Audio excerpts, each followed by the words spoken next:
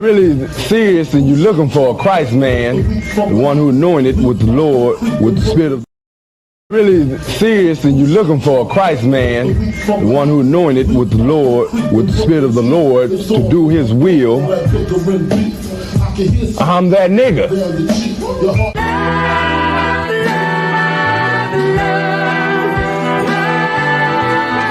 One West, 125th Street. Look, y'all put y'all faith in presidents like they gon' change this country. Run the league and let y'all play cause y'all gon' make a money. Fuck Obama, he ain't come here on cargo slave ship. What the fuck he do for blacks in his administration? I'm waiting, patient like a saint. Black, Hispanic, Native, they hate your ass the same.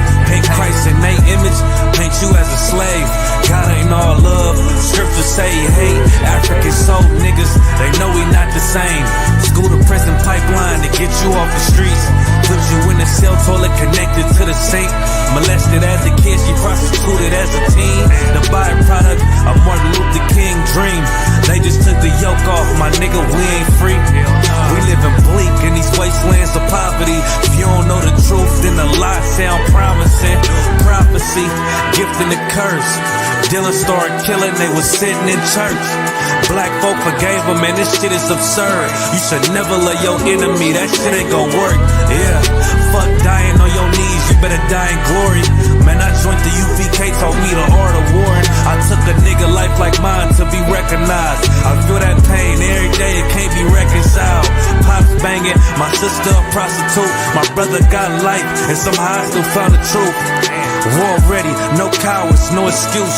Fuck reparations, you can't bandage no open wounds. Blood on the leaves, body swing hung from a noose. I was on a run in Nashville and I found the truth. I called the school, classes being held by the shock on my life. I want to be a gangster like a child. Do this for my brothers, real brotherhood.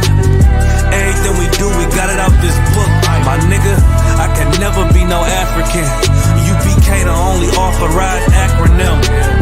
I'm passionate about my brothers and sisters. We in hell, I ain't got nothing against them. That's another religion. If it ain't under your honor, ain't he murdered by them and got a hug from your honor. That's the way out for a coward in my observation. They don't fear the Lord, they indoctrinated. Wolves in sheep clothing, Joe Osteen. Real priest bringing back black royalty. One West on my headpiece, ranking order. Can't let them trick me off the streets, I gotta raise my daughter. I got brothers at the border ducking ice agents. I got the name change, it was life changing. My family thought it was a game, put on all black, they said I was going through a phase. It's more of us in jail than it was slaves. Chose by the Lord, we could never be the same.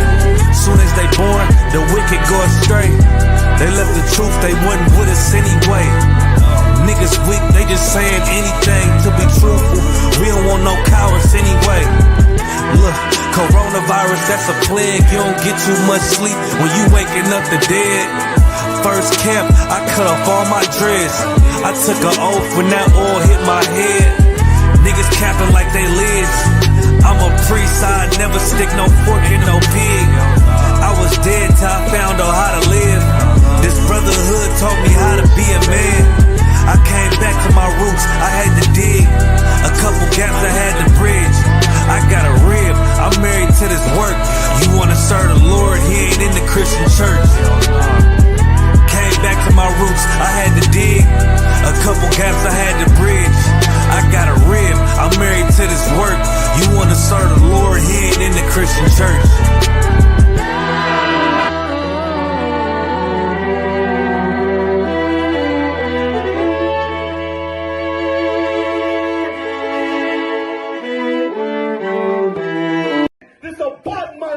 I promise you, this shit lit, cuz. This shit lit, alright?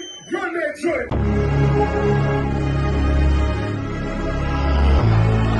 Niggas looking for the light. Me and my niggas prepared for the dog. Yeah. So we gon' get it on for the last days, nigga. You already know what it is. 140 for the rubber. They in the building, we in the spot. We can go to war and see who make it out. Earn your stripes, dog. You with us or not? We can get it on when it's on. It don't never stop. First you get that power, gotta hold it down. Watch your step, boy. You on holy ground. They in the field, we in the spot. We can go to war, let's see who make it out. It's a problem, tell them pop off. I die for I let my colors fly, boy. For a nigga take me, they'll drop dead. AR, clean them up like a mop pig.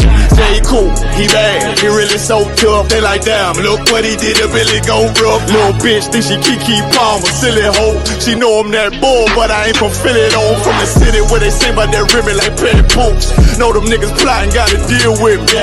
Can't catch me slipping, got to steal with me. Just left Alabama, bought a chopper from some hillbilly move. He made my feel the blade. Leave them all bruised, come through like a plague. Rebel off the leash like a dog out the cage. Call me Johnny Blaze on Run West May.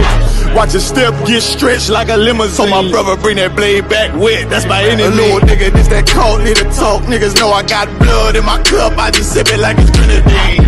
They in the building, we in the spot. We can go to war, let's see who make it out. Earn your stripes, dog, you with us or not? We can get it on when it's on, it'll never stop. First you get that power, gotta hold it down. Watch your step, boy, you on holy ground. They in the build, we in the spot. We can go to war, let's see who make it out. Tell them niggas good night, here come the best. Look, told them niggas get right or get left. UPK bad man, I been to your flesh. Hellboy, rip the soul out of dead man shit. Got the rate, the power, I been the showstopper. Yeah, they might hate, but I know they gon' watch. Zone on lock, and you know the flow prop. Iced out, got the drip out of David Jones lock. Know I got the plan, they say that you the man. No shit, Sherlock, I'm the one you heard about. Burn down the building, let them all watch. Throw that one west up, then I swerve out. Sick with this shit, I do not need a detox. He don't watch a step, blow him out them Reeboks. We taking over, I'm sending the word out. Can't see me, little nigga, I put you in a bird box. Look, it's one West practical, gladiator, maximum. Creep on them slow, but that Glock fire rapid. All I want is more power, more straps to blow. Ain't got excuse for no car, he gon' have to go. They in the building, we in the spot. We can go to war, let's see who make it out. Earn your stripes, dog, you with us or not? We can get it on when it's on, it'll never stop. First you get that power, gotta hold it down. Watch your step, boy, you on holy ground. They in the building, we in the spot. We can go to war, let's see who make it out.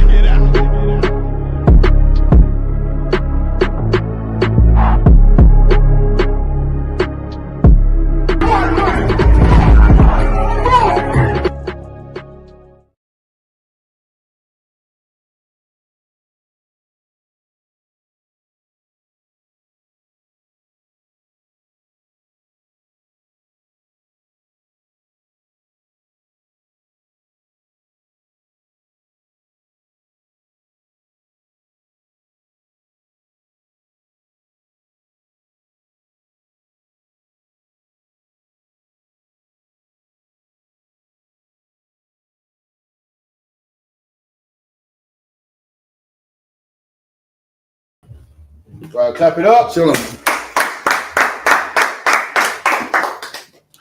Shalom. Yo, Bashim Yosha Brakadam to the brothers. Salakia. Wa Yo Shema Ladam Bashim sisters. We are the ISUPK, started out 1 West, 125th Street, Harlem, New York, under the command of General Yohana. That's right. And we teach that blacks, Hispanics, and Native Indians are the true people of the Bible, God's chosen people. It's the King James Version, 1611, the Holy Bible. Black, Hispanic, and Native Indians records. This aligns with archaeological records, historical records, and these are the biblical records, our records. Okay, what we've got going on in the school, we'll go through a couple of announcements of what we've got going on Monday to Sunday, Monday to Saturday, and then we'll go straight into tonight's class. Okay, so Monday night we've got the law class. All classes are streamed live on YouTube, Twitter, and Facebook from 7 till 9. Monday night is live in the school, so get yourself down to 394 Lodge Road, Hockley, Birmingham. Wednesday night, the Tuesday night is the Brotherhood class. It's not live in the school, it's streamed from Manchester. Wednesday night is the history class, streamed live in the school from 7 till 9. And streamed live on Facebook, YouTube, and Twitter. Thursday night is a scripture breakdown class. Again, live in the school. Class is held live in the school, 7 till 9. Friday night is Lashon Kodash. That's not in the school. That's you can see that streamed live on Twitter, Facebook, and YouTube. And Saturday morning we have Friday night Salakia. After the Lashon Kodash, we have a radio podcast called On the Ends. That's stream from 9 till 11.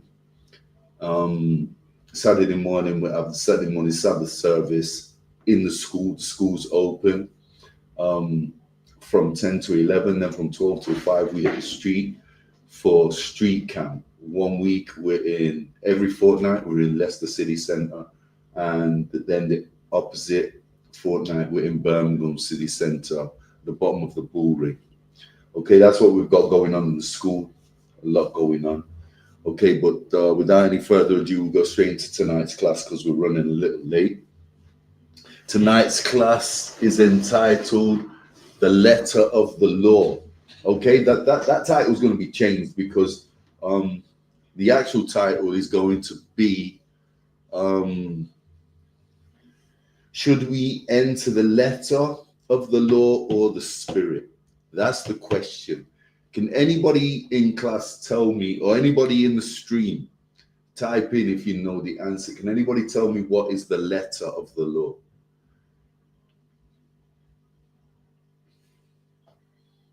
Mozart, do you want to have a bite at it? Is that Moses' letters versus God's? No, what is the letter of the law? Letter. When we say the letter of the law, what does it imply? What does it mean? What's the definition of the letter of the law? Well, nobody put it like that. But as I said, Sorry, Salakia, say that again. I've never heard anybody put it that way. The letter of the law.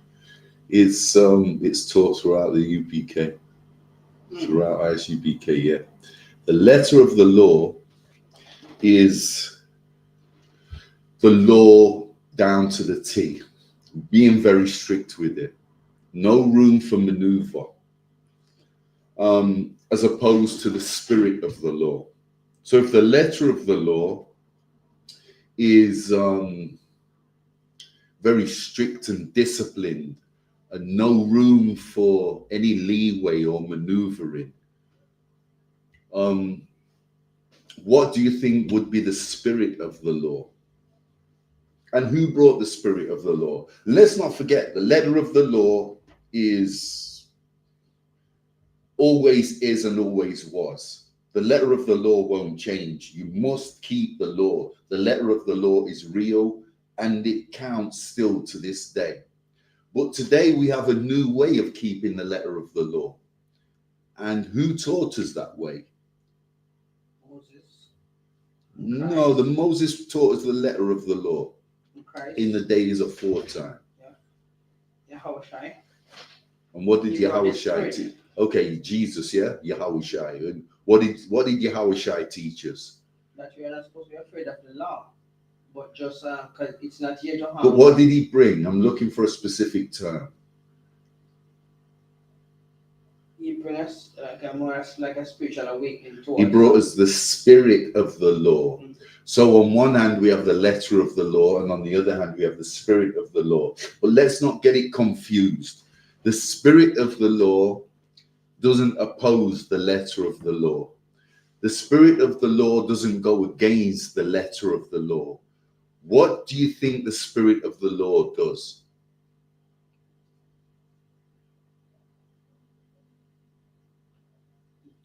The spirit, the spirit and it is life. It brings you like a spiritual awakening from your whole way of seeing the law. Because you always look at the law as like, oh, if I break this, I might just die. But Christ brings you kind of renewing that look. You can be forgiven. Yeah, you're on the right track. Yeah, I wouldn't say you're wrong, but the spirit of the law enhances the letter of the law. So on one hand, we have we'd have, for example, Moses or Jeremiah or Joshua teaching the letter of the law. You could commit adultery, you get tied to a tree on the hill and stoned to death. You break the Sabbath, you do this, you do that, you get judgment and punishment to the highest degree, the highest punishment that offense carries in that time. And throughout the eras before time, because we know now the biblical law, nobody's living by it. Our people are not living by it. The only people today that are living by the letter of the law are in the ISUPK under the command of General Yohana. Okay, so now the spirit of the law, and this is one of the main reasons why Christ came, why the Most High God sent his only begotten Son, because we couldn't cope, deal, or keep the letter of the law. So Christ brought the letter of the law to teach us it in a different way, with a different style, with his twist to it. And did it change? No, it never. Did it bend? Did it swerve? No, it never. Christ enhanced the letter of the law through the Spirit. By keeping, he taught us the spirit of the law, which all it did was enhance the letter of the law. Let's start off with Romans. Give me Romans 7 and 6, Baba Kashar. Let's kickstart tonight's class with the records of Paul. Start with Romans 7 and 6.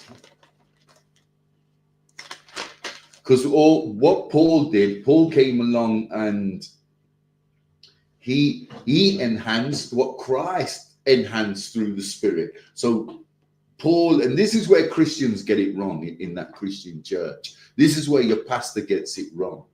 The pastors will teach you that Paul's teaching a completely different thing and off topic. But all Paul was teaching was what he'd learned from Christ. Did he teach it with his mannerism? Yes, he did. But what he was teaching was what he learned from Christ. He didn't start making up doctrine like your pastor does in the Christian church and splurting out all kinds of nonsense to our people. And let's see what Paul said about the spirit of the law. Romans 7 to 6, Baba Kasha. The book of Romans 7 verse 6. But now we are delivered from the law. Now we are what? Delivered from the law. Read. That being dead, wherein we were held, that we should serve in newness of spirit and not in the oldness of the letter. Okay, so there you have it. So Paul says we need not fear the law any longer. Your pastor goes as far as to push that here Paul means he's telling you keeping the law is a sin. The pastor breaks this precept down by saying Paul's saying the law is a sin. Read it again. Let's get the real breakdown of what Paul's talking about here. Verse 6. But now we are delivered from the law, that being dead, wherein we were held. So if what the Christian pastor says is we're being dead, meaning the law is dead. We know that's not what Paul's talking about here. Paul's saying that you don't need to fear the law. You don't need to fear the law, not the letter of the law. He goes on to talk about the spirit of the law. Read on. Okay. And not in the oldness of the letter. No, that we should. Okay, verse 6.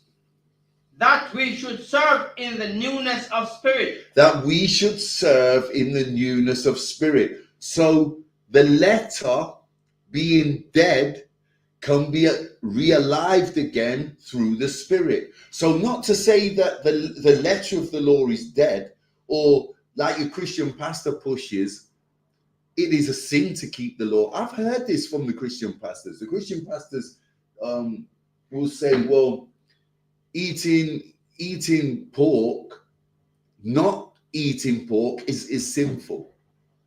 Christ died so that we can eat pork. But the letter of the law and the spirit of the law begs to differ.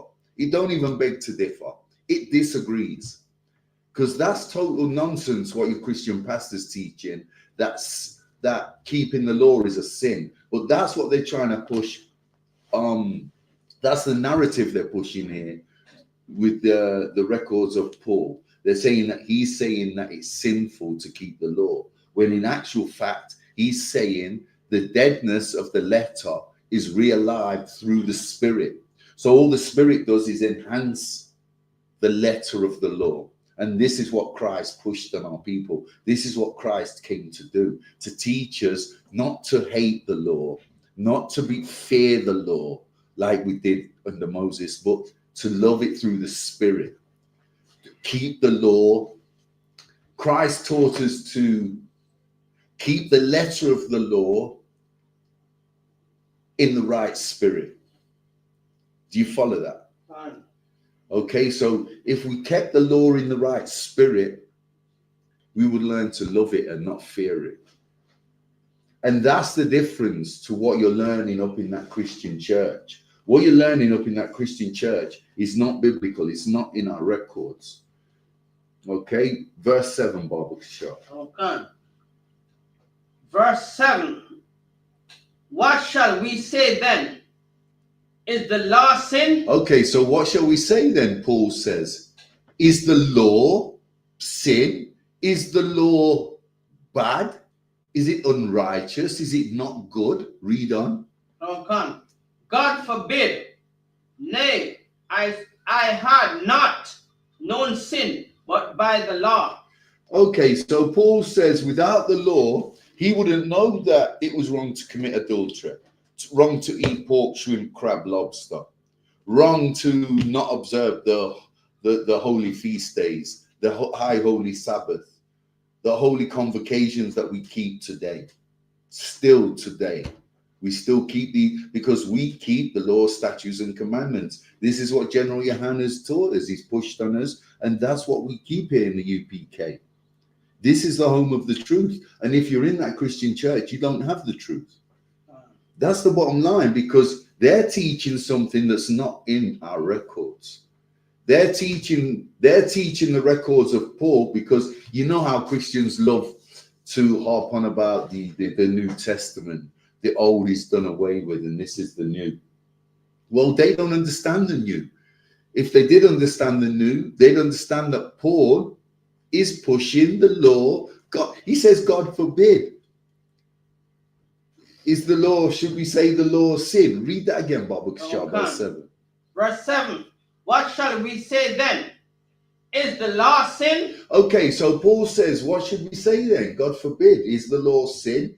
He's saying it in a mannerism like you don't understand in that Christian church. You can't fathom or grasp this concept that Paul's bringing and teaching, because God forbid it's a terminology that fits that fits the enhancement of the law. He's saying, God forbid, without sin, he wouldn't know right from wrong. Do we all follow this? Read that again, Baba Kashar. Verse 7. What shall we say then? Is the law sin? God forbid. Nay, I had not known sin but by the law. For I had not known lust, except the law had said, thou shalt not covet. Okay, so there you go. Paul would not know right from wrong if it wasn't for the law. And he's enhancing the letter of the law through what Christ taught us, the spirit of the law. Get me 2 Corinthians 3 and 6, Bible Kashar. And this is what the Christian pastor misses out on. This is what the Christian pastor doesn't push. But he pushes a narrative that teaches our people to break the law. And that's why our communities are in such a mess. That's why, as a people, we're down and out. That's why, as a nation, we cannot get it together. because we were in that church listening to the nonsense that the nonsensical narratives that the Christian pastors push on our people, the so-called blacks, Hispanics, and Native Indians. You got something for us, Mozart? No, I'm trying to scripture. 1 Corinthians. 2 Corinthians. 2 Corinthians 3 and 6. Baba Kashar. Give me a shout when you get there. You got it? We'll read that, Baba Kashar. 2 Corinthians 3, verse 6. Who also hath made us able ministers of New Testament, of the New Testament, not of the letter. Okay, so who had made us able ministers of the New Testament? Christians believe in the New Testament, or so they tell us. So why don't they believe in this? Why don't they believe in the records of Paul? Why have they got their own doctrine? Why have they got their own narratives that they push on our people? Why don't they stick to the letter of our records, like how we stick to the letter of the law through the spirit of the law? So what we don't want you to believe in is that in some way the spirit of the law cancels out the letter of the law. That's not what Christ taught, and that's not what's in our records. The letter of the law versus the spirit of the law, or the letter of the law opposing the spirit of the law. Because the letter of the law was perfect, but we was not perfect. And we couldn't keep the letter of the law. We struggled with it. We wrestled with it. We fought it, feared it, ran from it. And ultimately we couldn't keep it, the letter of the law. It was too daunting for us. And the Most High God is so great. He knew this. He knew the burden that was on his people, but he also knew the letter of the law was perfect. So the Most High God did what? What did he do? Can anybody tell me what the Most High God did with the letter of the law?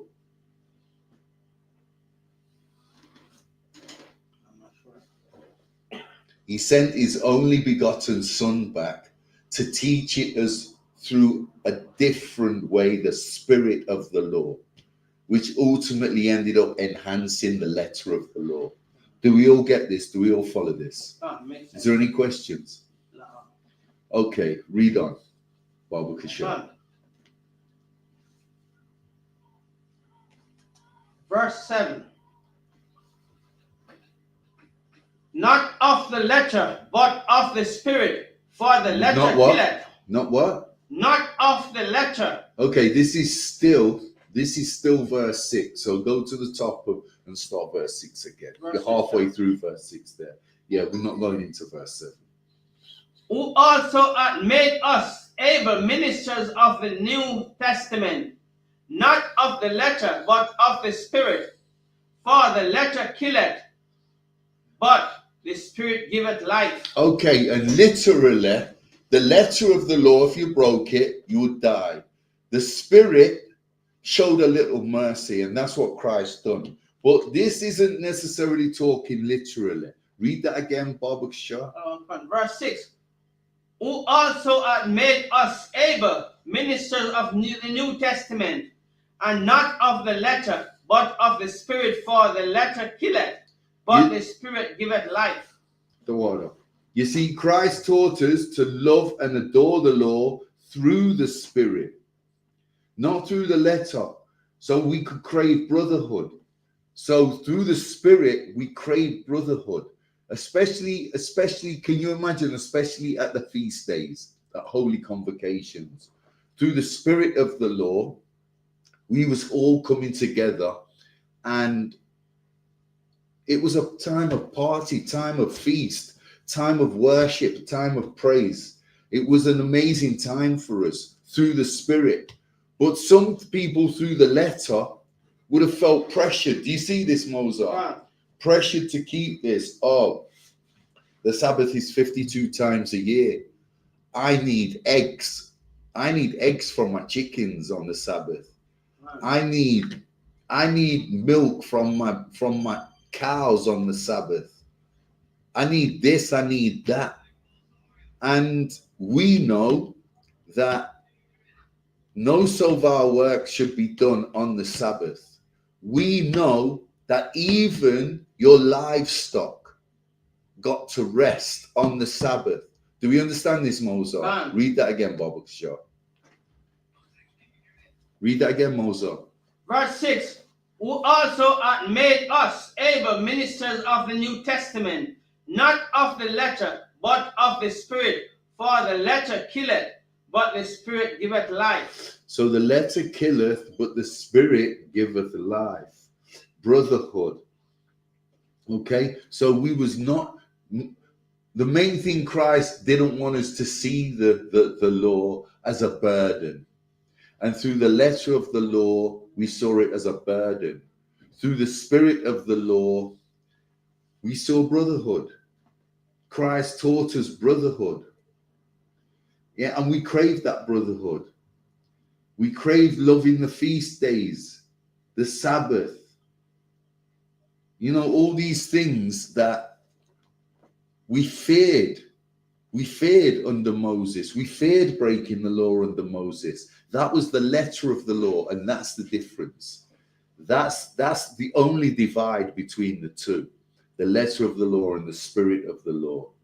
And if we can understand this and grasp this, then we'll start to understand that the spirit of the law actually enhances the letter of the law, because the spirit of the law is making us keep.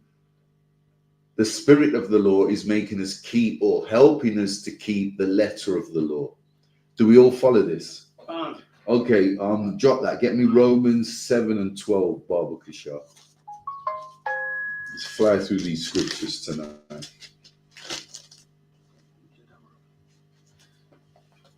If you ain't got it, I can read it. Romans 7 and 12. Romans 7, verse 12. Okay. The book of Romans 7, verse 12. Wherefore the law is holy. Wherefore what? The law is holy. Wherefore what? The law is holy. And what does holy mean? Separate. Separate. So here, Paul's telling us the law is separate. The law is separate to what man is doing or believes in.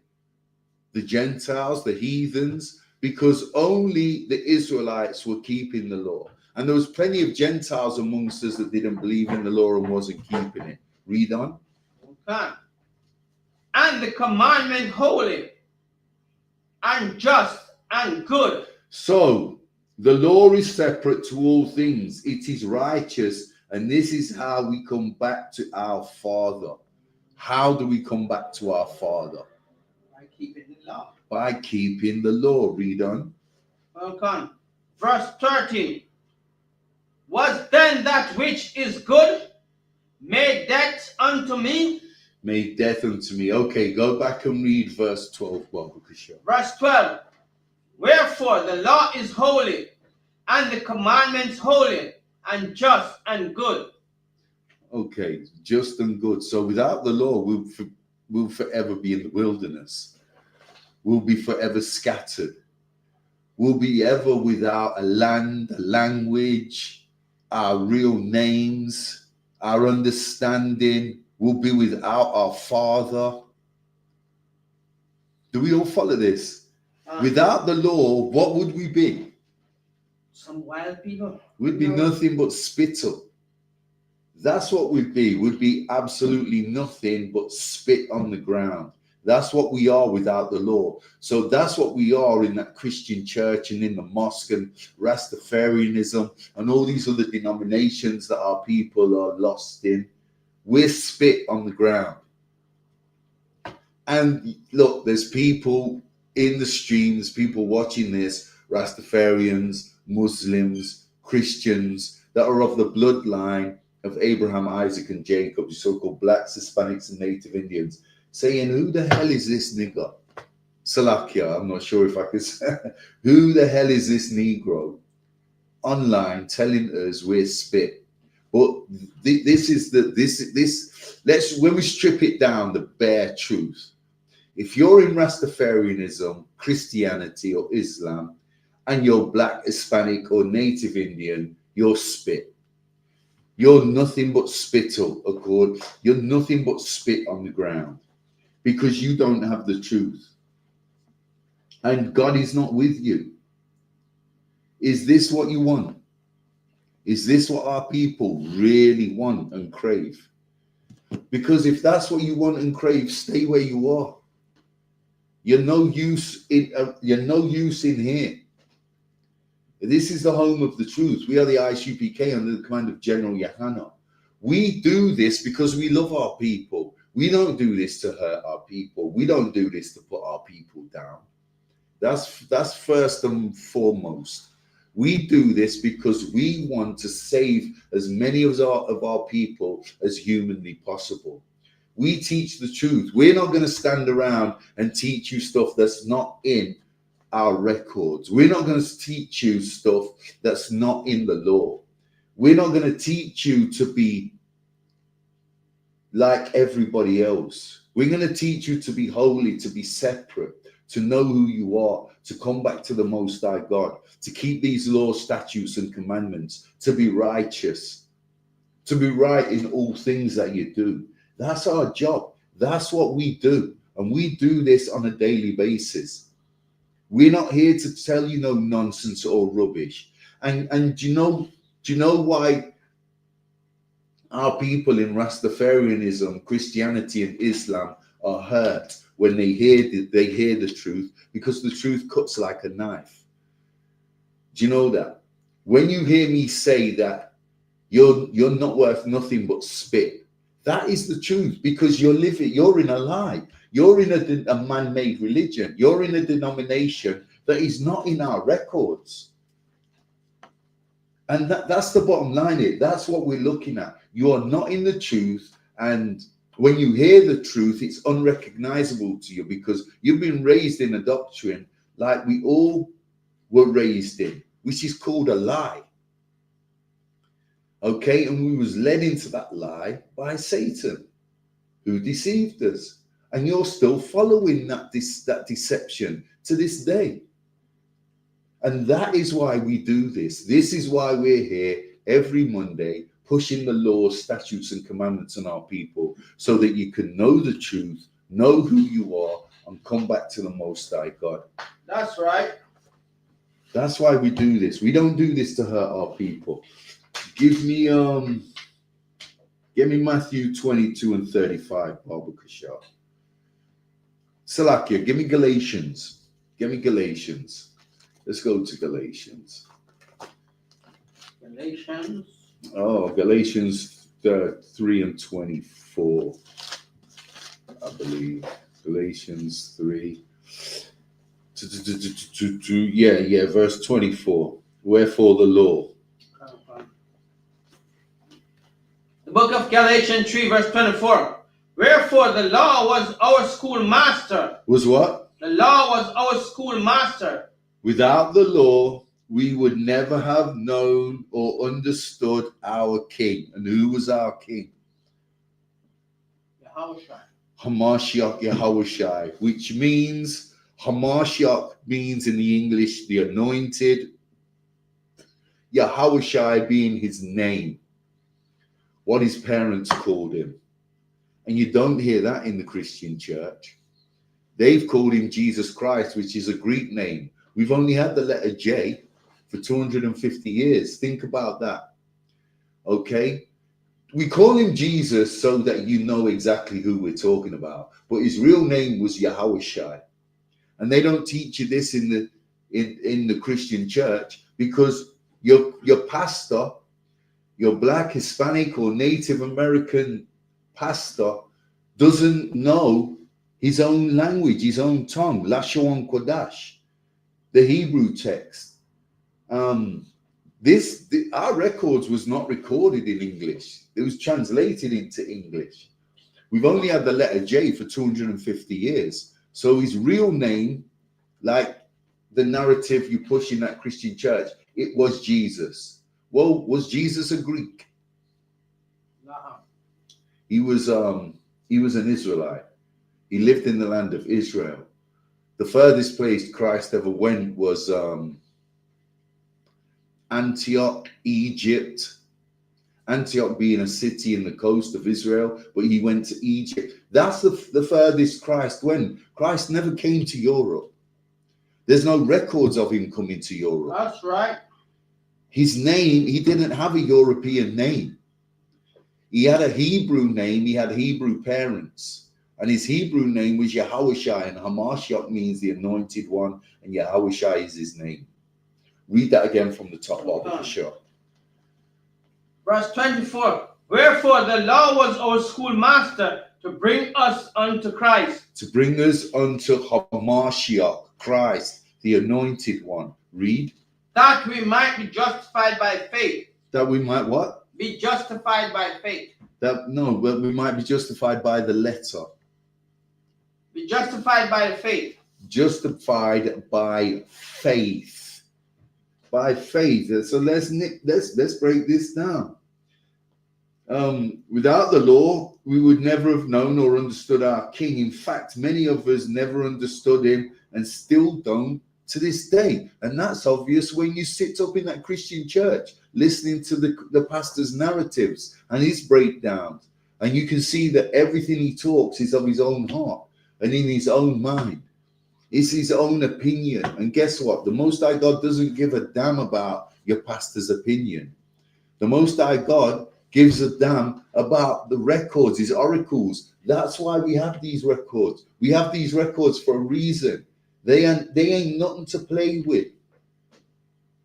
But we play with this in that Christian church. And we definitely play with this in any religion we're involved in. And these records are nothing to play with. Let me tell you now, they're nothing to play with. Putting our faith in the law was how we trusted in what Christ was teaching us. Do we understand this? Right. Read that again, Bob Kashar. Galatians 3 verse 24. Wherefore the law was our schoolmaster to bring us unto Christ. Okay, so the law was our schoolmaster.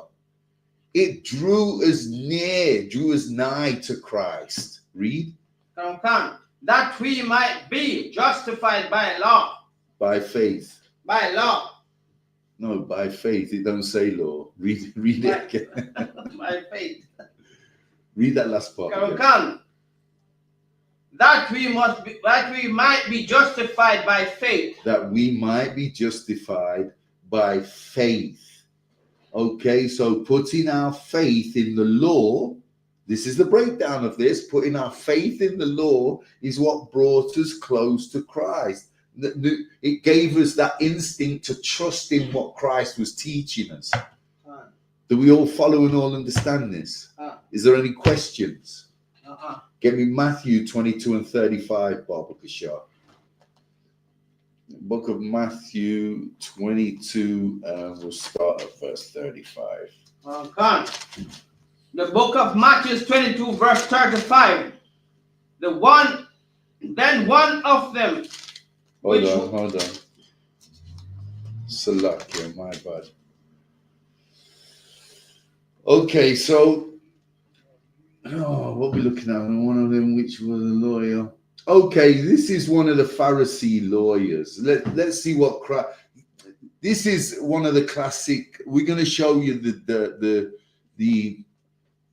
we're going to show you the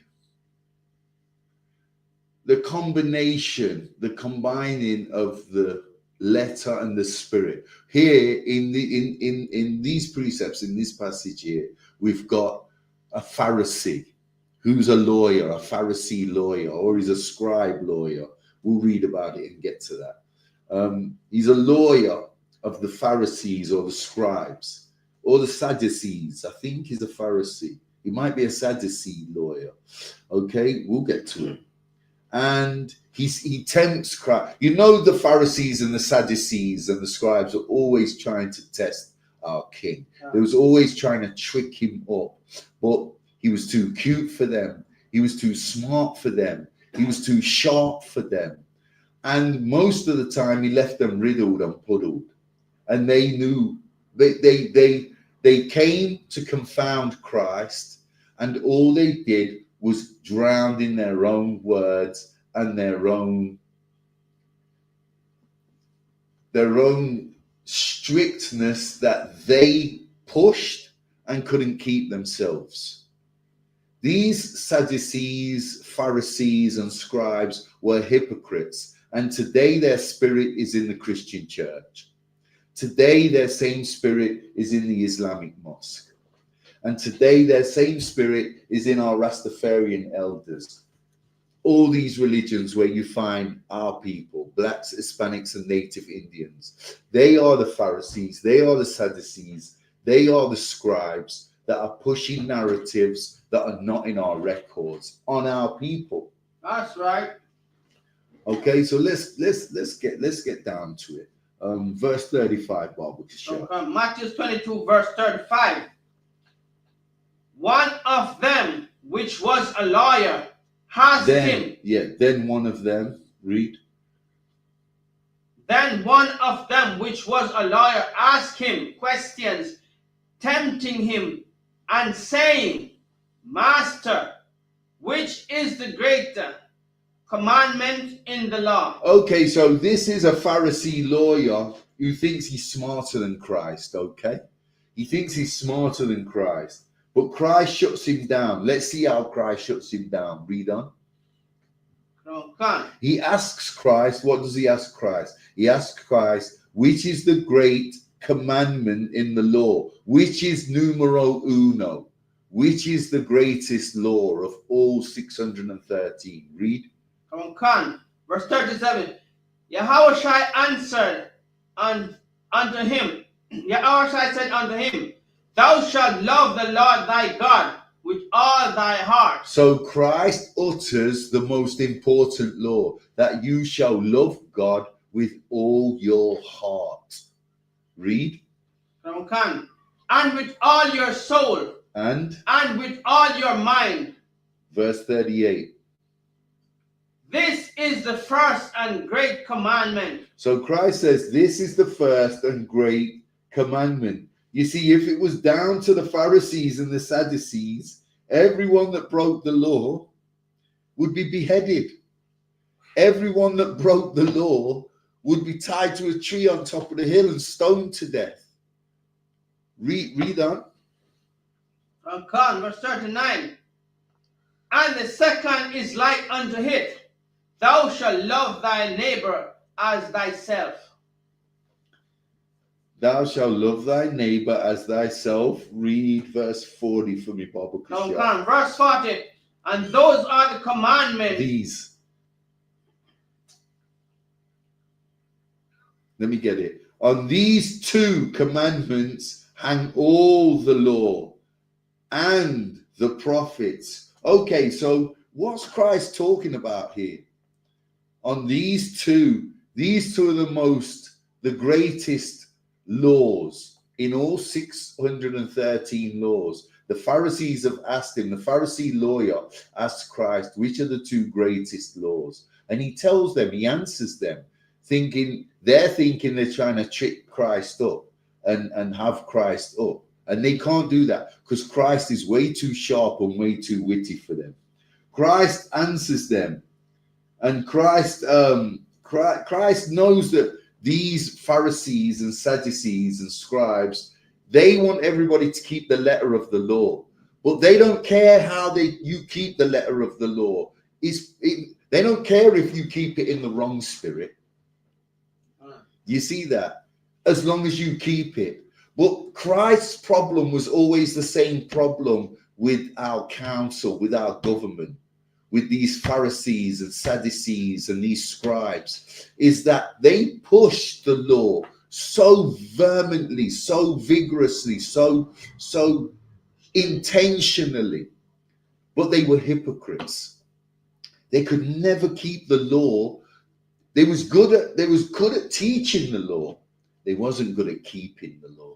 That's right. And that's one of the first things Christ noticed. Christ was a master tactician when it came to teaching the law. And the Pharisees, Sadducees, and scribes just couldn't manage him. They just could not cope with him. He was too much for them, way too much. They could not cope with Christ. And if he came here today, these Christian pastors couldn't cope with him. You Black, Hispanic, and Native Indians in the mosque, in Rastafarianism, could not cope with what Christ would be cutting you with. He'd be cutting you up, slicing and dicing with a doctrine you just could not fathom, with parables you could not grasp. You just wouldn't get it. And that's why you push the narratives you push on our people today. But it's wrong. It's not in our records, and it's wrong, and it's false. And you are the false prophets the Bible talk about. You are the false prophets the Bible talks about. Our Christian pastors, the imams, the Rastafarian elders, they don't have the truth. And they're not teaching what Christ taught, that's for sure. And like we said, these records are so important. We have these records for a reason. And that reason is so that these pastors cannot trick our people. They cannot trick the priests and the prophets in the ISUPK under the command of General Yohana. That's damn sure. That's for damn sure. Give me John 8 and 7, Baba Kishar. Christ muffled, absolutely muffled the Pharisees. They didn't know whether they was going left from right when they was debating or conversing with Christ. Time and time again. Okay. The book of John 8 verse 7. So when they continued asking him, he lifted up himself and said unto them, He that is without sin among you, let him first cast a stone at her. Okay, so when they continued asking him, so here the Pharisees have brought an adulterous woman to Christ and threw her down at his feet on the ground and said, look, Christ, here's an adulterous woman. What should we do with her? Read that again, Baba Kishore. Okay. So when they continued asking him, he lifted up himself and said unto them, He that is without sin among you, let him cast a stone at her. Okay, so the spirit of the law is the very thing that encourages you to keep it by the letter, to keep it by the letter. And we're going to see the examples right here in John, because John recorded all of this, what Christ spoke about. Remember, John was one of the apostles. He followed Christ everywhere. Okay, and this is why we tell you again and again and again. We have these records for a reason, and this is beautiful. These precepts here, because what John's talking about is a perfect illustration of the letter of the law and the spirit of the law, and the Pharisees trying to push the narrative of the letter, and Christ counteracting them with the spirit, and watch what happens, because this is not, first and foremost, this is not a choice. This is not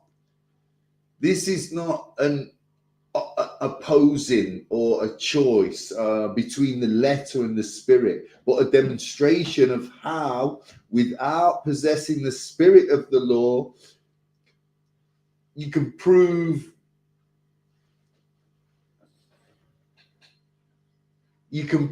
that our Father,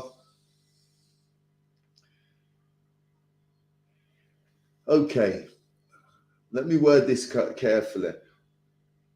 We're not splitting the letter from the spirit, but we must prove to our Father that we can keep the letter of the law through the spirit of the law. Does everybody get that? Does everybody understand this? Over time had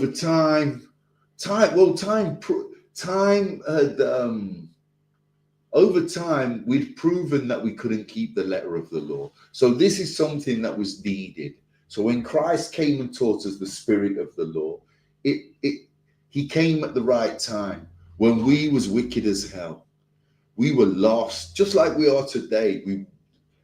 Today we're probably peaked. We're probably at our worst. We don't know our language. We don't know where we came from. We believe we're African. We believe we're a byword.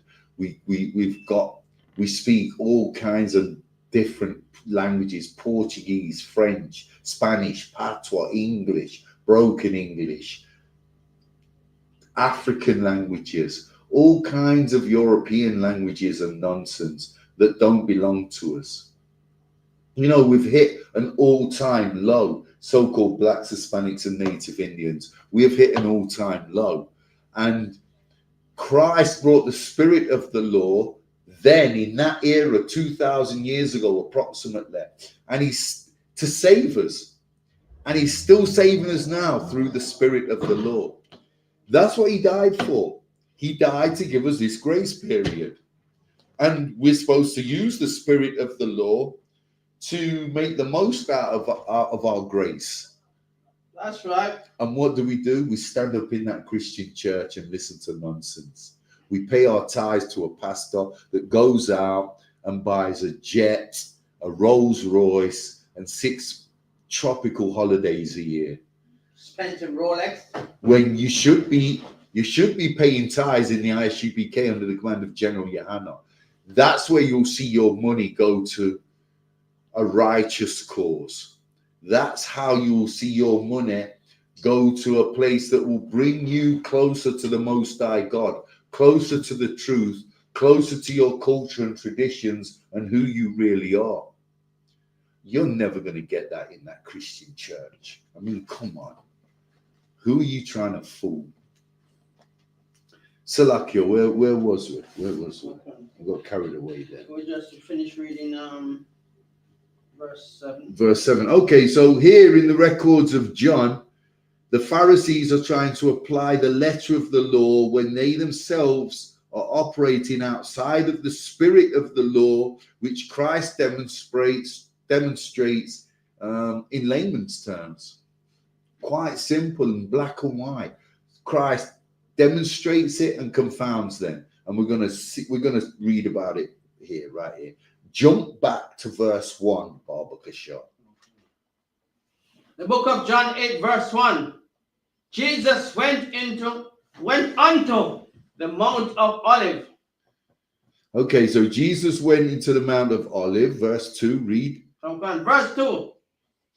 And early in the morning, he came again into the temple. So Jesus in the morning came again into the temple. Why? And all the people came unto him, and he sat down and taught them. So he came to the temple to teach. Verse 4, read. Verse 4. Slakia, verse 3. And as the scribes and Pharisees and the scribes and Pharisees brought unto him a woman taken in adultery. So here's the woman that had committed adultery, and the scribes and the Pharisees brought this adulterous woman to Christ to see if they could catch him out, to see if they could trick him, to see if they could get him to say she shouldn't face capital punishment. Read. And when they had set her in the midst, verse 4, they say unto him, Master, this woman was taken in adultery, in the very act. There you go. So she was an adulteress.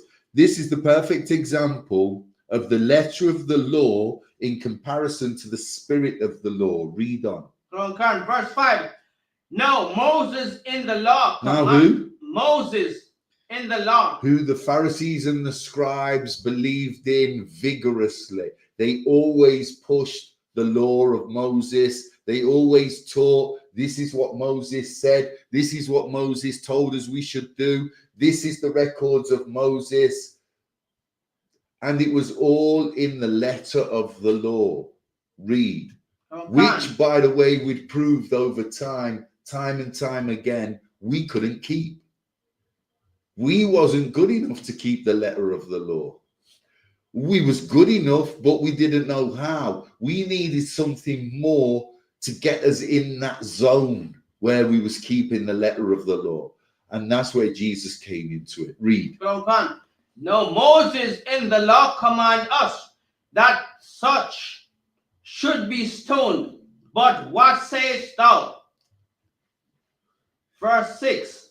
Okay, so verse 5. Now Moses in the law commanded us that such should be stoned. So he's saying the adulterers, these Pharisees are telling Jesus, Moses taught us that such a woman should be stoned to death. She should face capital punishment. She should be killed, murdered, obliterated, die. She shouldn't exist anymore.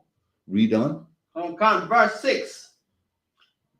This they said, tempting him. There you go. There you go. They're trying to bait Christ into doing or saying something that they believe will prove Christ is a lawbreaker. Read. That they might have to accuse him. That they might stand. They want to prosecute Christ. They want to drag him in court and put the CPS, set the CPS on him and hang him out to dry. Read. But Jesus stooped down and with his finger wrote on the ground, as though he had them not. Okay, let me read it. This they said, tempting him that they might have to accuse him. But Jesus stooped down and with his finger wrote on the ground as though he heard them not. So Jesus is as cool as a cucumber. They're trying to tempt him. They're trying to get him to say disagree with them that the woman shouldn't be stoned to death, shouldn't face capital punishment, so that they could accuse him of being a lawbreaker and they could put Christ to death. That's what this is all about. Verse 7 we've just read. So let's jump to John 8:8. Let's see how Christ handles these Pharisees and scribes. The book of John 8 verse 8. And again he stooped down and wrote on the ground. So as cool as a cucumber, Christ just blanks them. He gives them blank check. He ignores them. He knows they're there. They know that he knows they're there, but they're there to hackle him. Christ stays calm and cool and acts like he hasn't got a care in the world. He's way too calm for their liking. They don't understand his body language or his temperament. Read. And they which heard it, being convicted by their own conscience, went out one by one. Order, Salakia. We've missed the piece. 7. Oh, go back and read verse 7, Bob. Verse 7.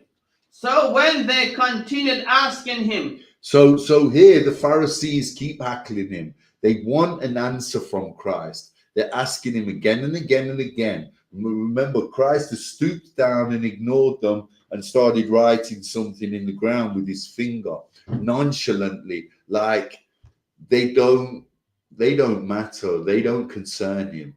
Read on. He lifted up himself and said unto them. So here we have red writing. This is Christ, and this is how he answers the Pharisees and scribes. Read.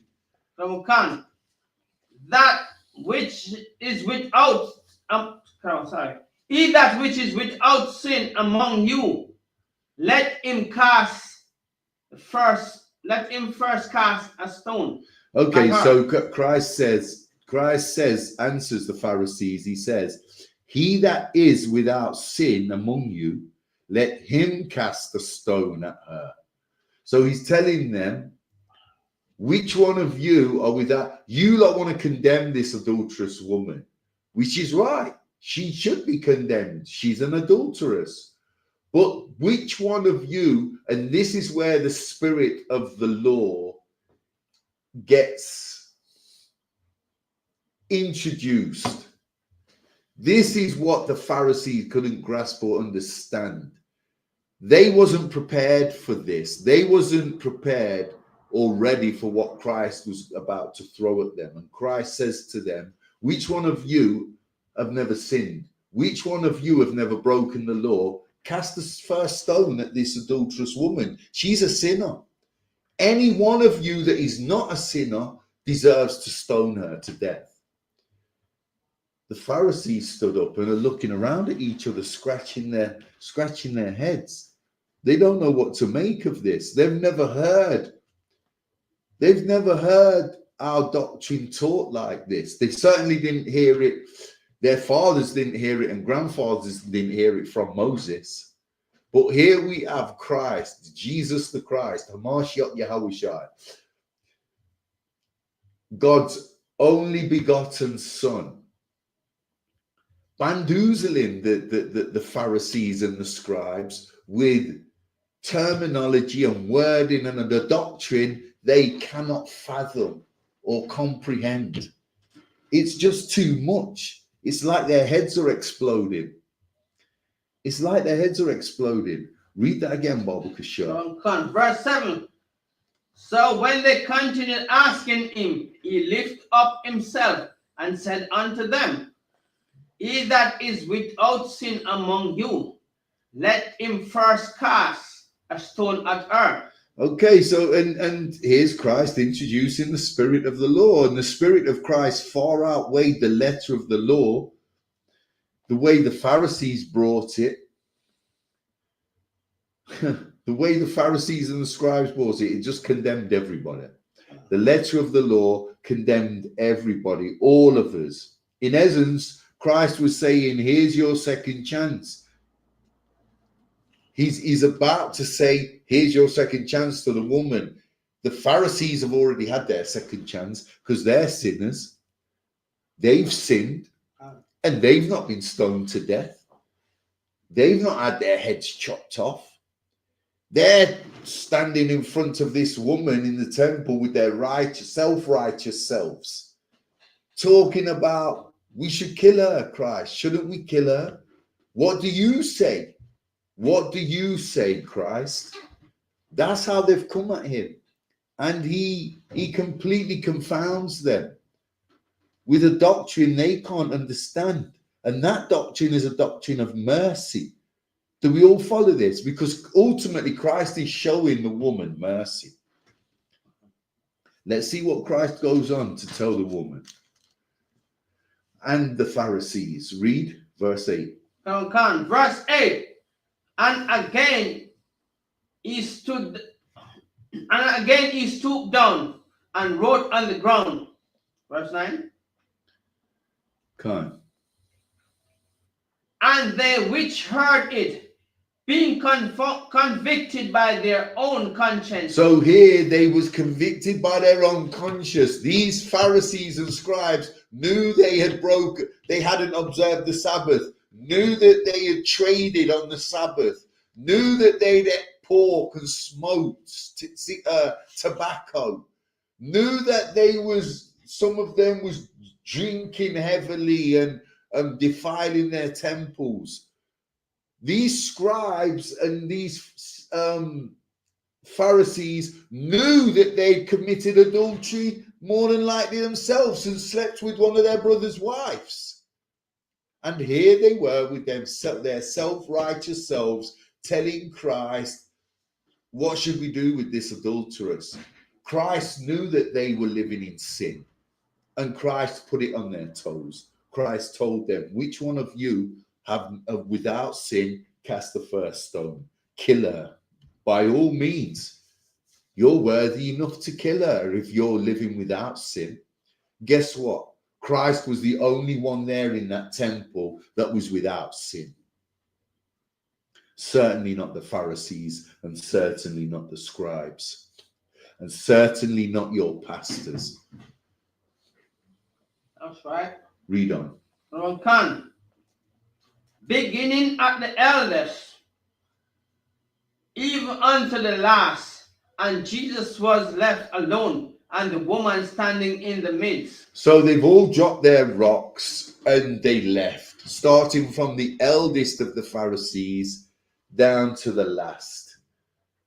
Till Jesus and the woman, the adulterous woman, were left alone. Just her and Christ, our King. Read. Verse 10. Verse 10. When Jesus had lifted up himself and saw none but the woman, he said unto her, Woman, where are those thine accusers? Hath no man condemned thee? She said, No man, Lord. And Jesus said unto her, Neither do I condemn thee. Go and sin no more. So Christ in essence was saying, here's your second chance, use it and don't mess up. He told the woman, all your accusers, the woman, he asked the adulteress, where's your accusers? Where's these Pharisees and scribes that wanted to kill you, wanted to put you in the electric chair? The woman said, they've all bolted, Master. They've all gone. They've all ran away. Because their conscience kicked in and they all knew that they had sinned themselves. Some of them had sinned so badly, some of them were so wicked, they knew they deserved to be stoned to death. So who were they to stone this woman to death? But through the spirit of the law, they wanted Christ to agree with them and keep the letter of the law. But if the letter of the law was good enough for the adulterous woman, why wasn't the letter of the law good enough for them? But Christ came with the spirit of the law, showed the woman mercy and told her, don't you get caught doing this sin again. You've done it once, don't come before me again with this nonsense. Christ will not save her the second time. And that is the spirit of the law. And that is what enhances the letter of the law, because the chances are, and we don't have the records of it, but I'll bet you this woman never committed adultery again after seeing what Christ did for her this day. And that's my theory on it, because there is no records of whether the woman committed adultery again. But Christ was a powerful man. And the Pharisees knew that. And that's why they wanted him unalived. That's why they wanted him captured by the Roman soldiers and killed. That's why they was constantly testing Christ, because he was so powerful spiritually. They couldn't cope with him. They could not cope with him. Get me Matthew 7:1, Baba Kishore. Could not cope with what Christ taught, the spirit of the law.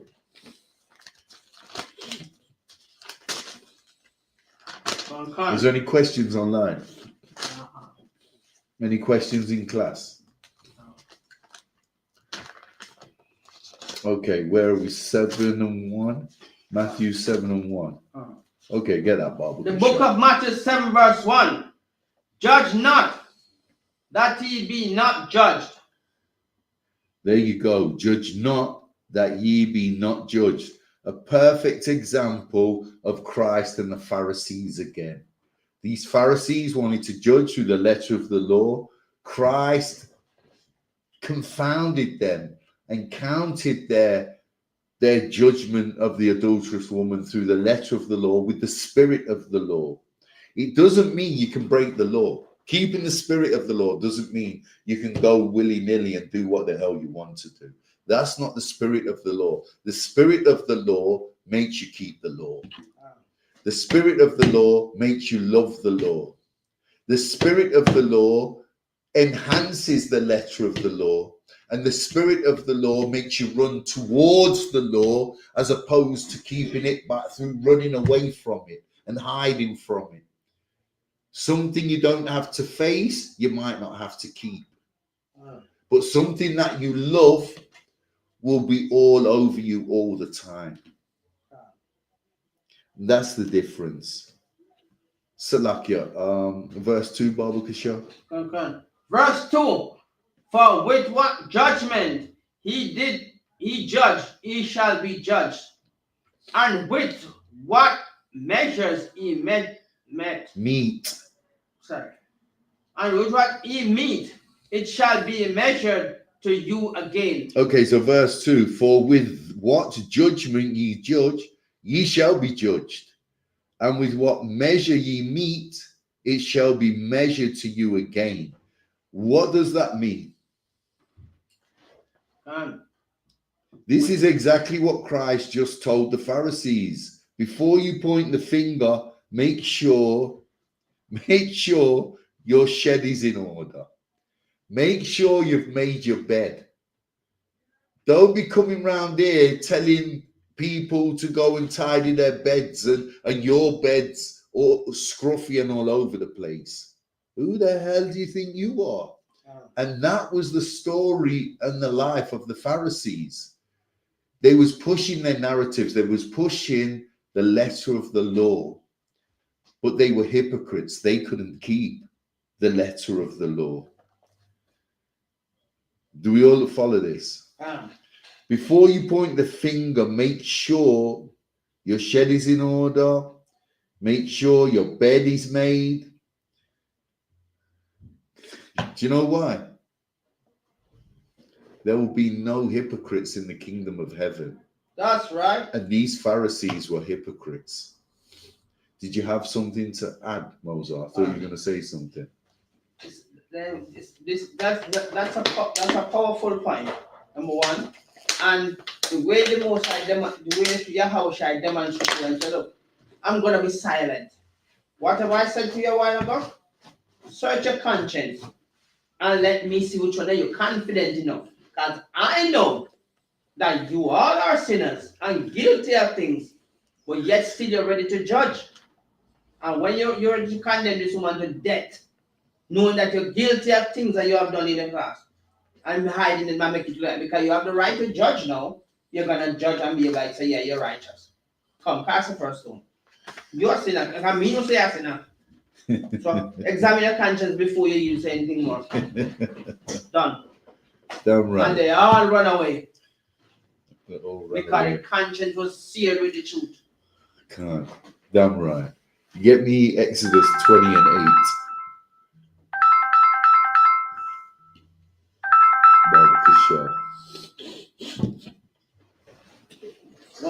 Any questions online? No. Nobody did it. 125.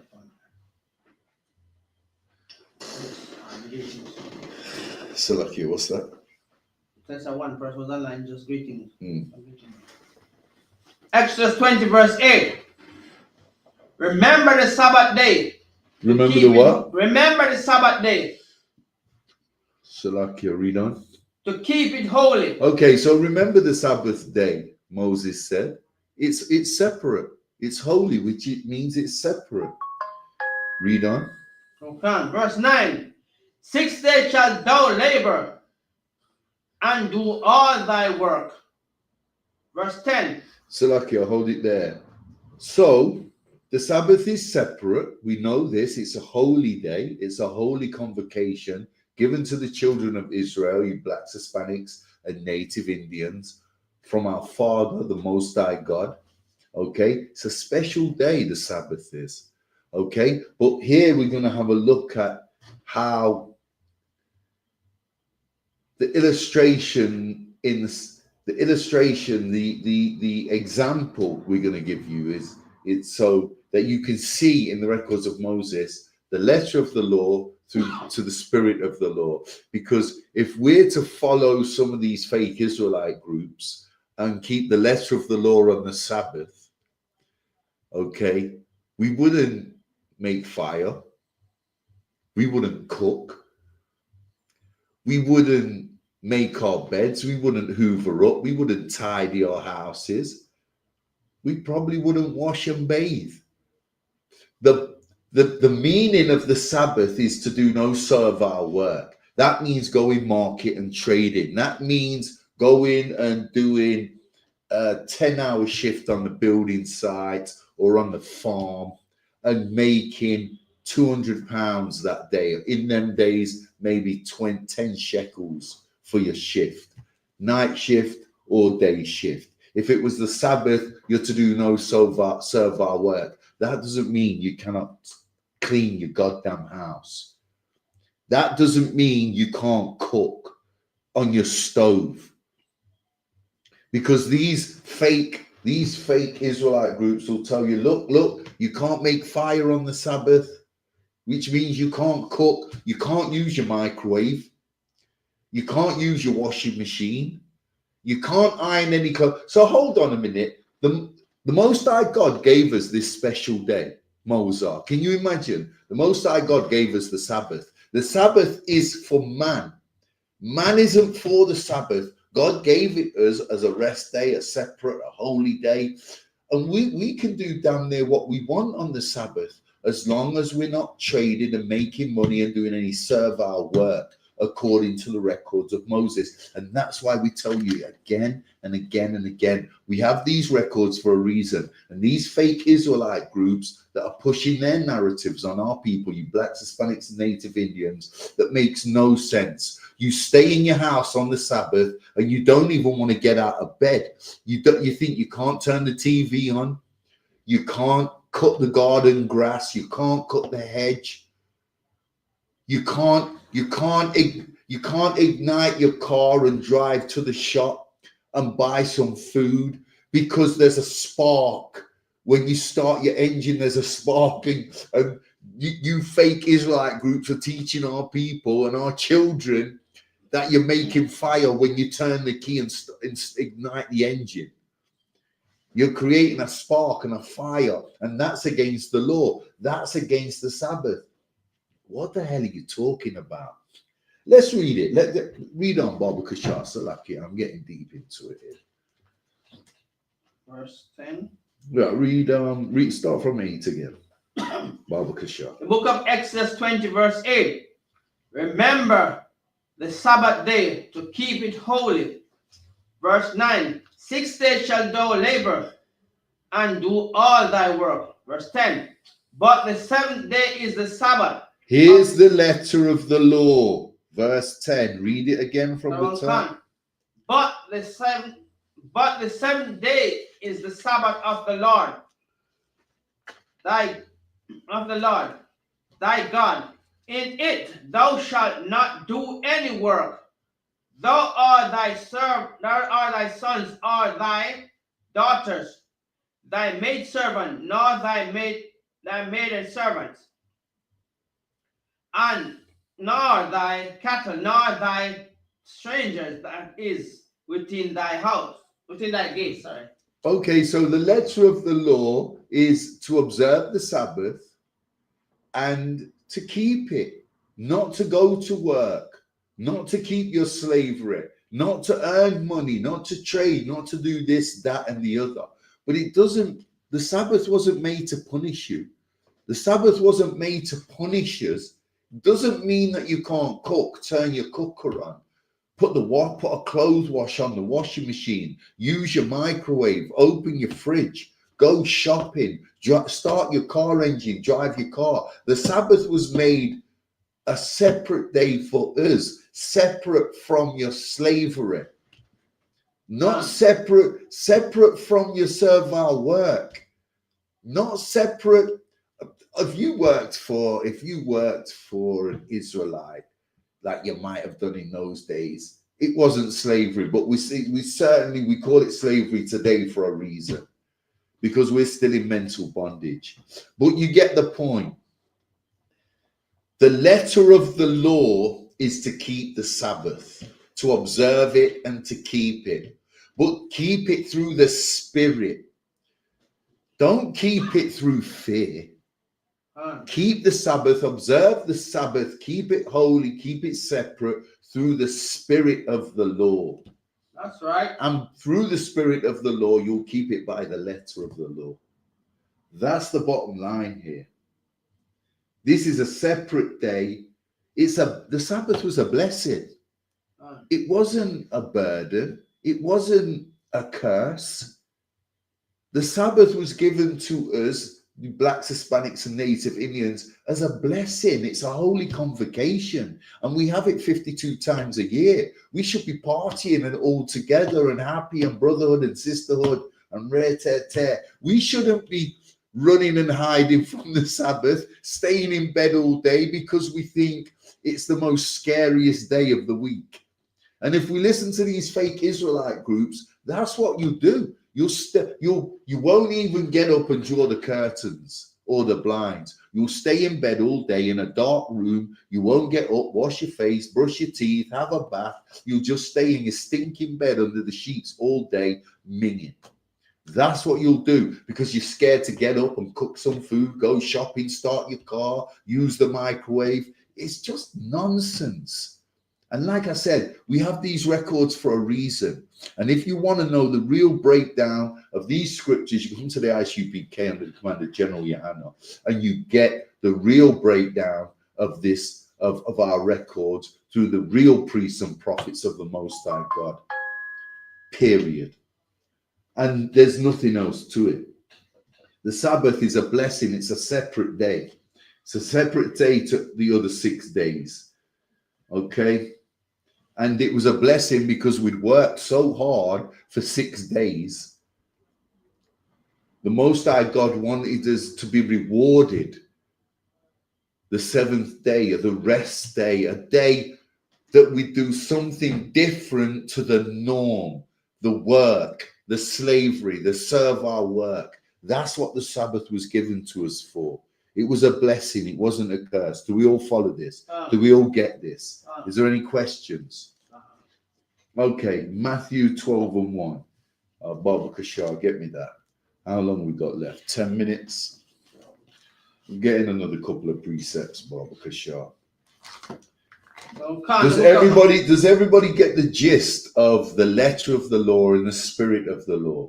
If you still don't get it, if you're still not getting it, type your questions into the stream. If you're still not getting it, hold your hand up in class and let us know. Let us know what it is that you don't understand about the letter of the law and the spirit of the law. Right, hold on, Baba Kashar. Matthew.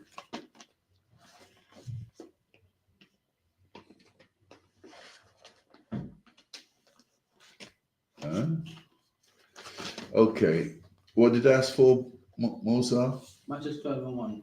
12:1. But can't I remember now? Salakia. My bad. Right, read that when you're ready, Bob. The book of Matthew 12:1. At that time, Jesus went on the Sabbath day through the corn. Okay, so at that time, Yahushua went on the Sabbath day through the corn. Okay, so here's another illustration and another example of Christ being tested by the who? Scribes and Pharisees. Yeah, by the Pharisees. Read on. Through the corn, and his disciples were hungered. So here's Christ about to demonstrate the spirit of the law once again. One of the main reasons he came to teach us the spirit of the law, not the letter of the law, the spirit of the law. Read. And began to pluck the ears of corn and to eat. Verse 2. But when the Pharisees saw it, they said unto him, Behold, thy disciples do that which is not lawful to do on the Sabbath day. Okay, so the Pharisees weren't happy when the apostles, Christ's followers, his men, his immediate clique around him, the disciples, started plucking corn out of the field. The Pharisees said, what's going on? They're not observing the Sabbath. The Sabbath's a rest day, it's a holy day, it's a separate day. Why are they working in the cornfields, plucking corn out of the fields? Let's see how Christ confound these Pharisees again. Read on. Verse 3.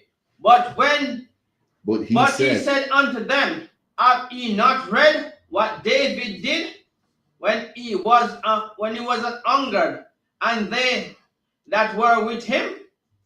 Verse 4.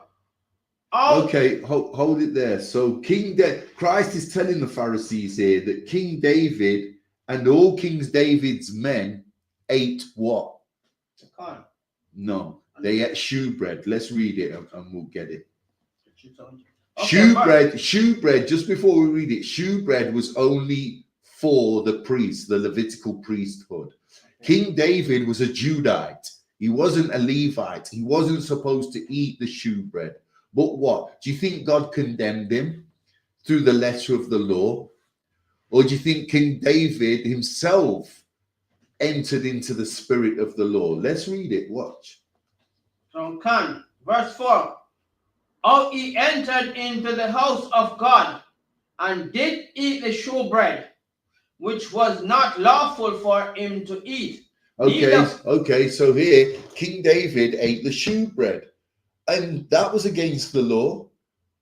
Just like the Pharisees are saying Christ's disciples or his apostles are working in the cornfield, plucking corn out of the field, they're not observing the Sabbath. This too is against the law, according to the Pharisees. Let's see what Christ says. Read on. Neither for them which were with him, but only for the priests. Verse 5. Or have ye not read the law, that on the Sabbath day the priests in the temple profane the Sabbath and are blameless? Okay, so King David and his men ate the shewbread when they were hungry, and it was only lawful for the Levite priests to eat the shewbread. Now Christ explains to these coons, yeah, the Pharisees were coons, bro. He explains to these coons that in the spirit of the law, there is no sin when men are doing the work of the Lord. Do you understand this? Okay, if we're doing the work of the Lord, how can we be sinning, Mozart? If I'm teaching, if we're at street camp, okay, and if we're at street camp and it's the Sabbath and we need to take a break for an hour to go and eat or drink, should we not do that? Yeah. Because we're teaching? It wouldn't be unlawful, because you're there, you're gonna get dehydrated, and you're gonna be hungry. So you have to do something to keep up. Okay, let me give you another scenario. On the Day of Atonement, when we're fasting, an elder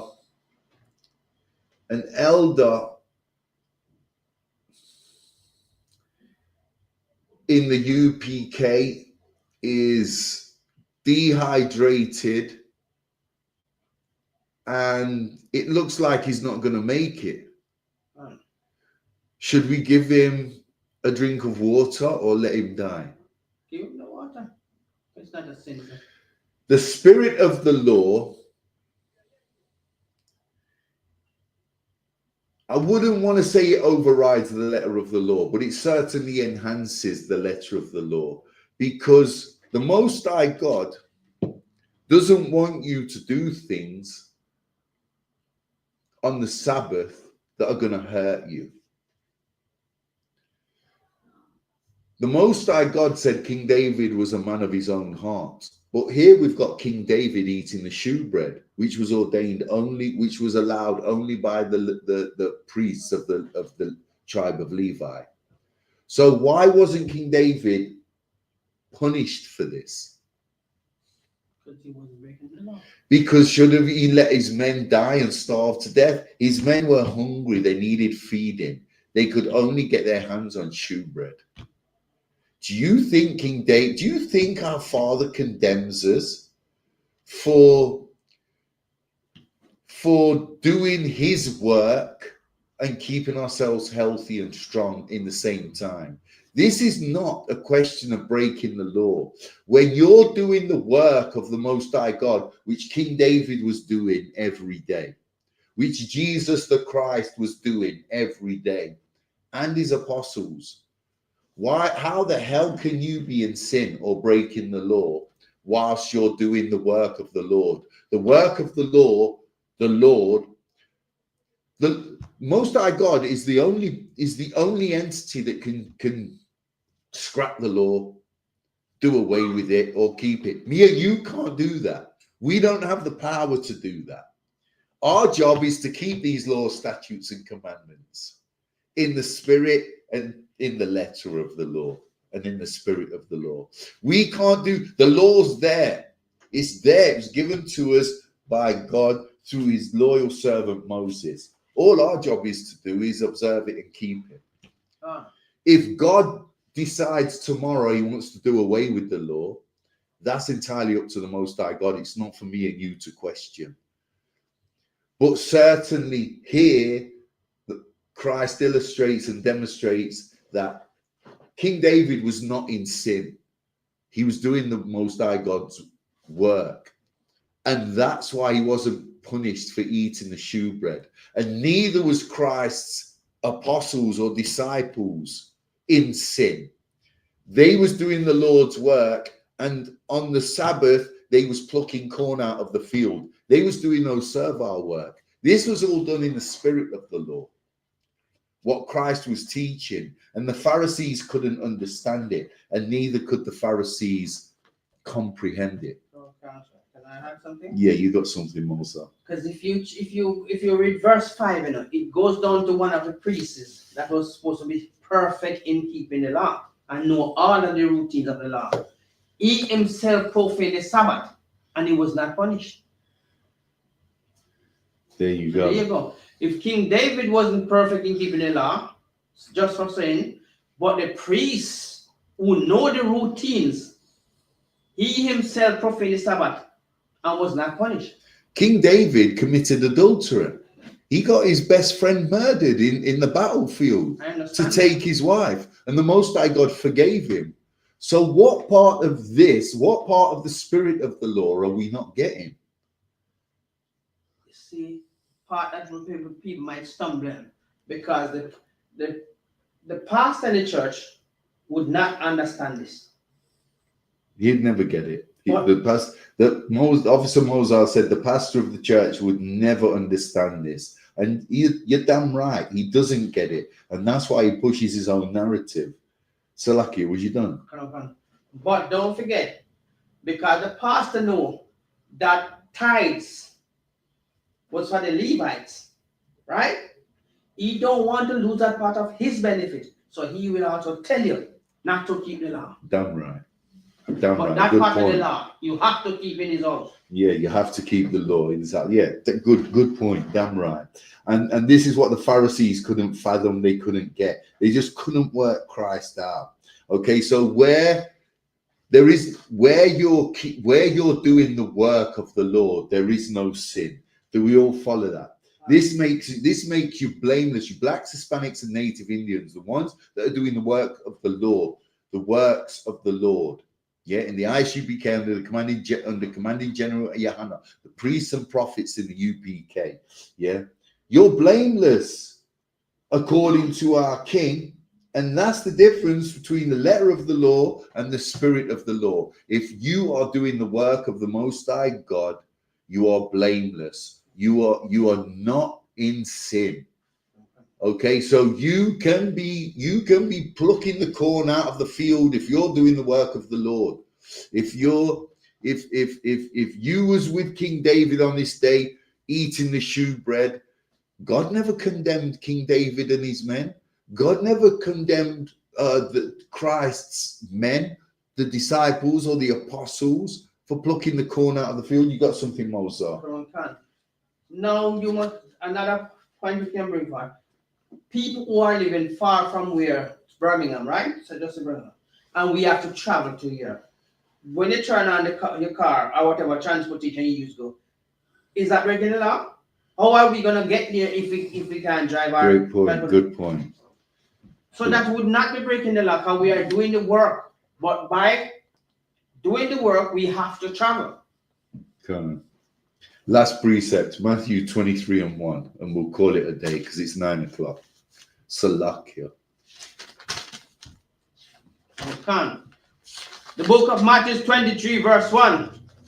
Then spake Jesus to the multitude and to the disciples. Okay, so Christ is speaking to you blacks, Hispanics, and native Indians. And what's he saying? Read. Saying, the scribes and the Pharisees sit in the Moses' seat. What does he mean? Christ is saying the scribes and the Pharisees are responsible for bringing the law.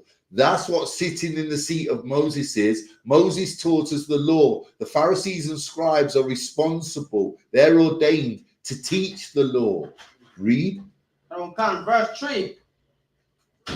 All therefore whosoever they bid to observe, that observe and do, but do not he after their works. Okay, so what the Pharisees taught us, we were to observe and do, because it's the law, but never follow their lead. Why?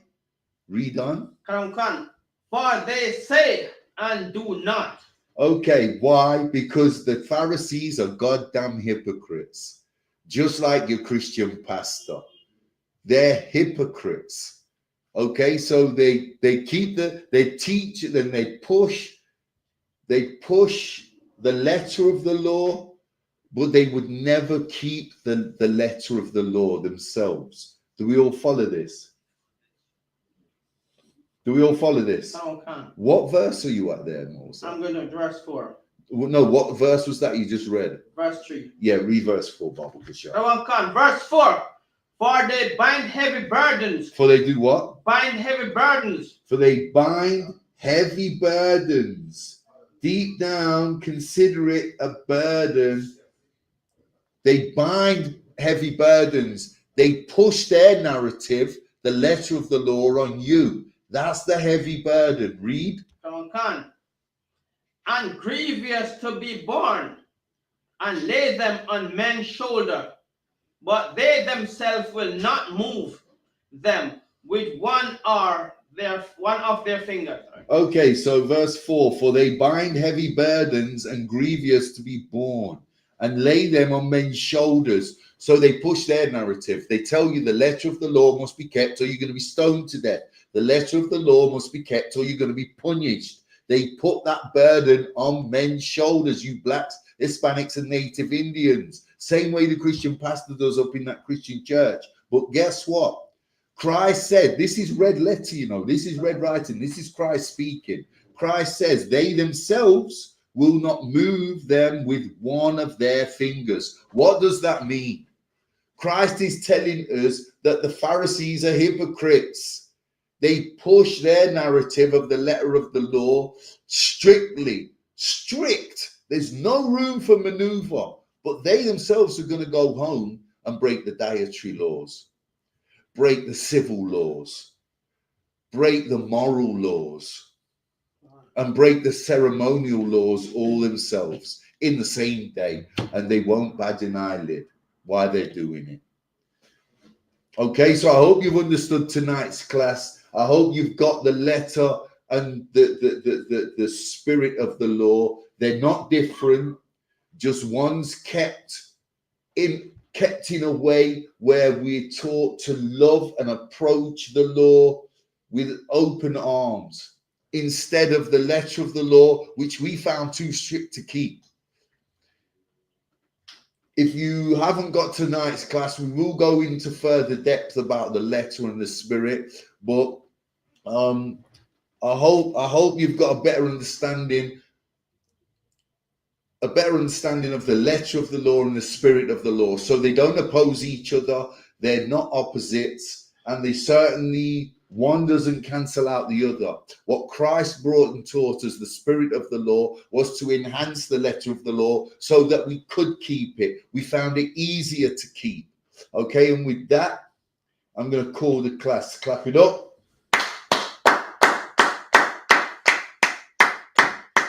Okay, so I'm going to hand the class over to Officer Mozart for the security announcements. There you go. Okay. This is the security announcement for the ISUPK. Security announcement. We are the ISUPK, started out of 125th Street, Harlem, New York. Rules for brother and sister. When a new brother or sister come into the school, they are off limits for 6 months. They are to be saluted only. They are here to shed themselves off the world. If they need transportation, the teacher will arrange it.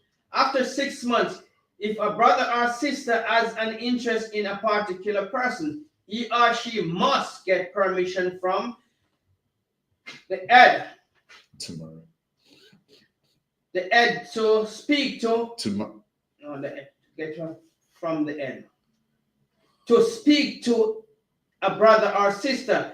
There is another 6 months in which the brother and sister will court each other. After this 6 months period, the brother and sister will get permission from the ed to marry. Tithes, which is a commandment. Numbers 18 verse 21, Malachi 3 verse 8 to 10. Means tithes in the Hebrew, Mahashara. 10% of every penny of any income the Lord gives you, give to the Treasury Department or teacher. Priest fund, free will offering for priests, not mandatory. Whatsoever amount you would like. Upcoming Holy Convocation. Oh, so like the memorial blowing trumpets, the 21st of September. Okay. Announce Holy Convocation from sheet. Remind Akim and Akiwa to check the bulletin board in the hallway. If anyone wants to be a trooper in the school, start by wearing all black. Boots, shirt, pants, headband, and scarf. And with that, say I'm Adiam. I'm going to give... sorry. With that, I give the priest one courtesy salute. Officer Ariella, one courtesy salute. Officer Hamadiam. Man of Israel. Man of Israel, Hamadiam. Hamadiam Shabbat. Hamadiam Barak. Yahaba Shimya Shai Braktham. Rakatah. Barakatah. Yehovah Hashem Yahushai Brakadam. With that, Hamadiam. Yad Yamata. Yazamata. Class dismissed.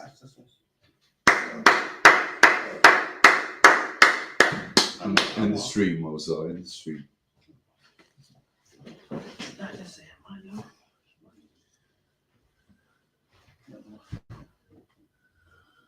Click it again.